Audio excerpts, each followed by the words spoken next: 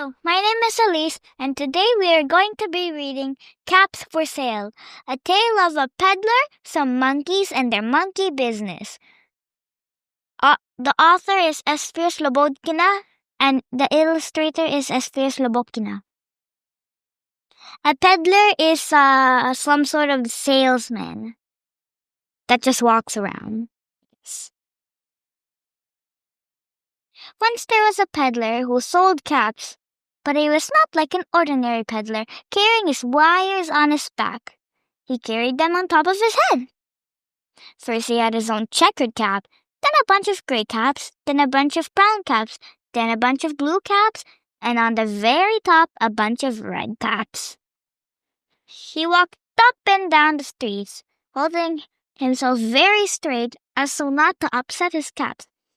And as he went along, he called, "Caps, caps, caps for sale, 50 cents a cap."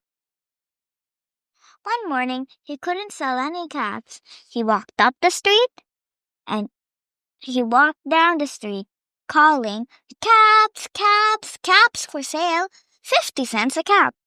But nobody wanted any caps that morning. Nobody even wanted a red cap. He began to feel very hungry, but he had no money for lunch. I think I'll go for a walk in the country," said he.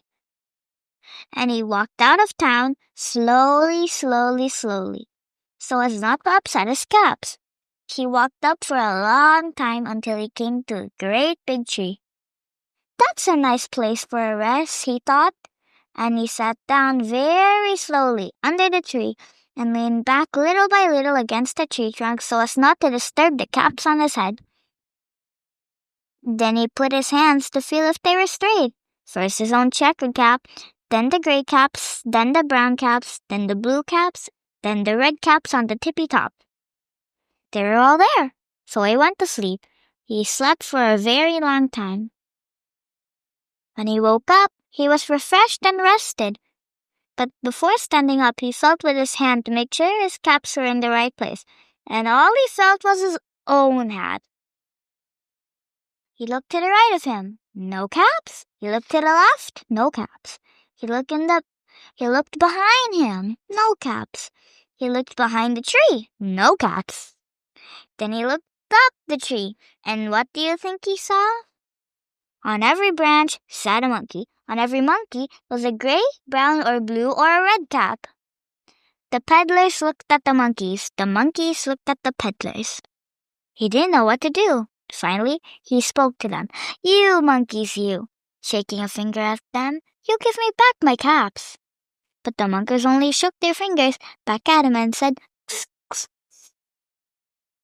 Then this made the peddler angry, so he shook both hands and then at them and said, "You monkeys, you give me back my caps."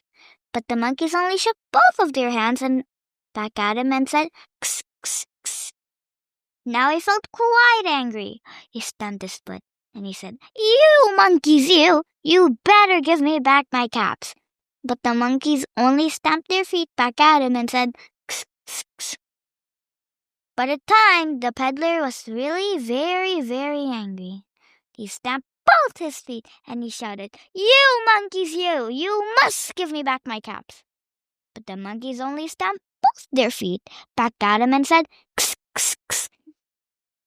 At last he became so angry that he pulled off his own cap, threw it on the ground, and began to walk away. But then each monkey pulled off his cap, and all the gray caps and the brown caps and the blue caps and the red caps came flying down out of the tree. So the peddler picked back up his caps and put them back on his head. First his own checkered cap, then the gray caps, then the brown caps, then the blue caps, then the red caps on the very top.